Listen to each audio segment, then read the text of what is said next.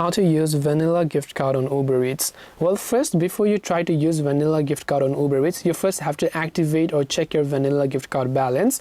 And in order to do so, you can simply go to balance.vanillagift.com. So balance.vanillagift.com. Go here and first of all, just simply make sure to check whether or not your gift card is properly activated and whether or not you have enough balance. You can enter the card number and tap on the continue option to do so. This is the official website.